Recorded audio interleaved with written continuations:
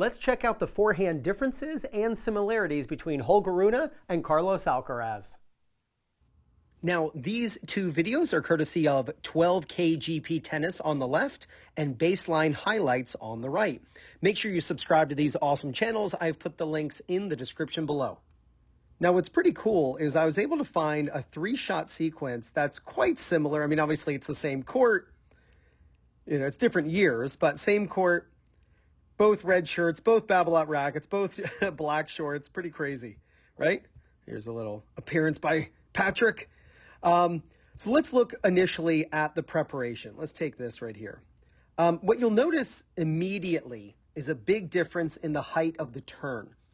When you look at Alcaraz, let's say, Alcaraz turns and he has his right hand, his hitting hand, just below shoulder level, where you'll see a very distinct difference between the height of Holger's hand and his hitting shoulder.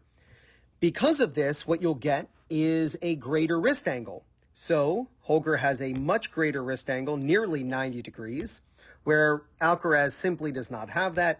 They have similar racket positions when it comes to the angle of the racket and the tip of the racket up, tip of the racket up. But, and from the side view, it is a little different, but I don't have a side view to show you at the moment. But what you do see is the difference in the wrist in order to make that happen because of Holger's low hitting hand. What you'll also notice is that when Alcaraz turns, he turns with both hands on the racket completely. So his left hand as a right-hander goes past his head, where Holger lets go very early on in his swing.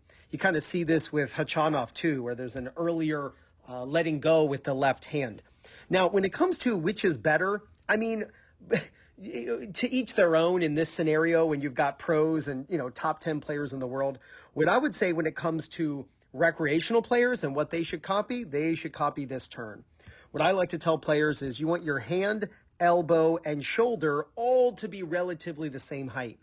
When you have a hand that is this low, it very much limits the drop that you can get with the racket because the racket's so low or your hitting hand is so low. And let's actually look at that. What you'll see with Alcaraz is that his hand drops and then swings forward. So let's just look at Alcaraz here. Look at his hitting hand, drop, and then go to the ball. So it's a very round drop. And so the hand is round to get to the ball. But when you watch Holger, you'll see his hand, it's very jagged, where this is a round change of direction. It's a very jagged change of direction. Watch Holger's hand go back and then forward. And it's a very jagged change of direction, more so than the circular change of direction when it comes to Carlos's hand and the way the racket path is. This is going to be, with Alcaraz, a much smoother and easier way to swing and doesn't take as much muscle in order to change direction. With Holger, because his hand change is so dramatic, this just means that he's going to really have to muscle in order to swing through, and it's just simply not something that's really possible when it comes to the average recreational player who can step on the gas and swing super fast to get the racket speed that they're looking for. Now, when you look at contact, you can see Alcaraz's head on this particular one is a little more down. We're looking more at the back of Holger's head. You see this with Andy Murray. The head is more forward, where this is more of Federer, where the head is more down at contact. But again, this is a small sample size. It's just one forehand that we're looking at.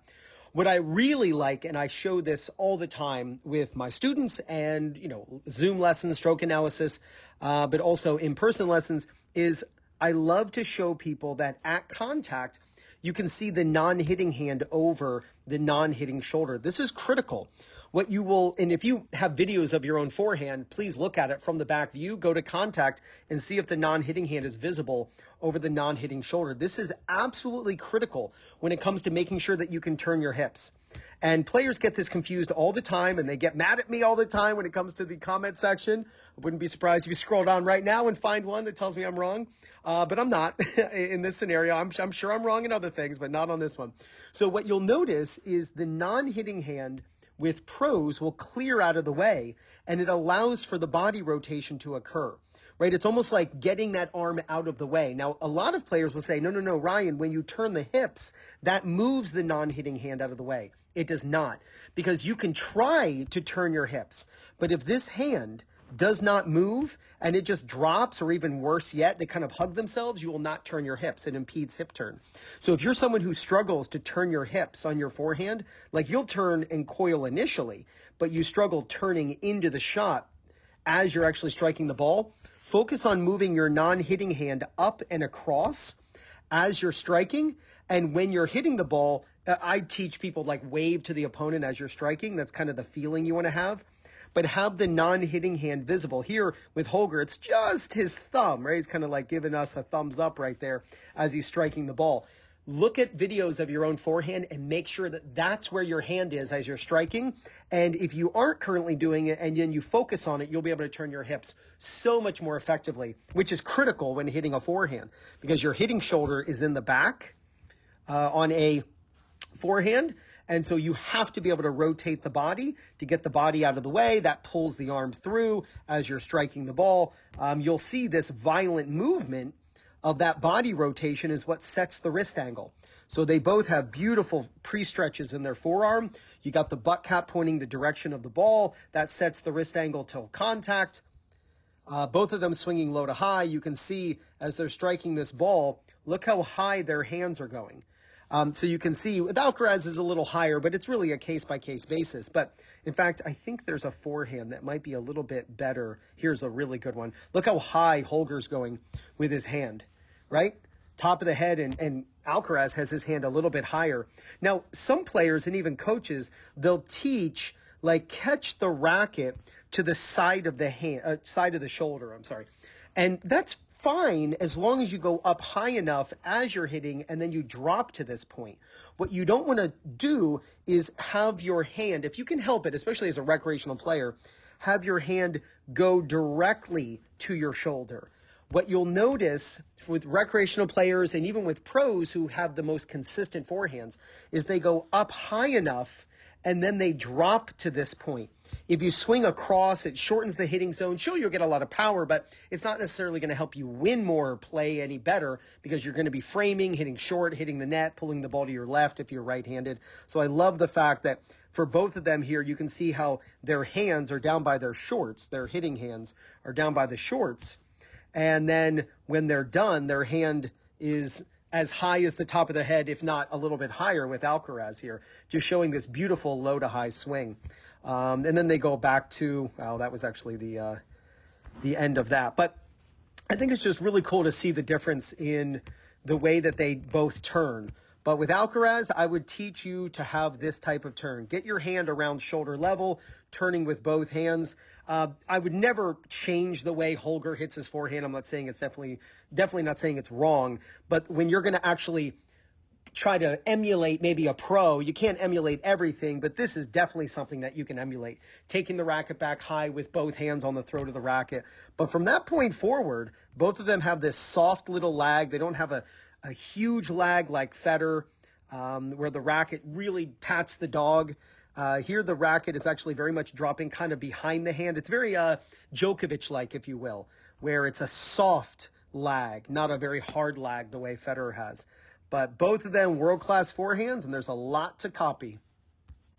Now, if you're looking for the perfect gift for yourself or that tennis player in your life, then definitely check out the Topspin Pro. Easy to set up, portable. You can use it on court or at home like I am here. I absolutely love the Topspin Pro, and I know you will too. And if you're looking for people in your local area to play matches against or practice with, or maybe you want to find a local league at your level, or you'd love to find a coach who's close to you who can help you with your game, then use my link for Play Your Court. And it's playyourcourt.com/2minutetennis. When you use my link to sign up, you get 50% off. So click right there if you'd like to learn more about the Topspin Pro. Go out and film yourself hitting forehands. Film yourself hitting on the Topspin Pro. Compare it to the pros, and there's no doubt you're going to gain confidence, win more matches, and play much better tennis. This is Ryan Reedy from 2minutetennis.net. You got this.